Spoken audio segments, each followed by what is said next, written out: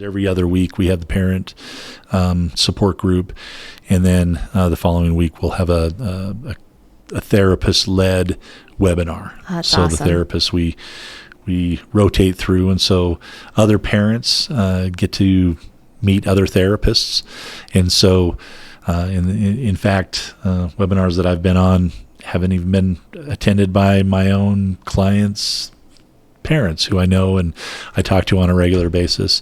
And so it's actually neat because I get to talk to other families and then talk to the kids. Hey, my mom said you did some sort of thing on the internet or something. And so that's pretty cool. So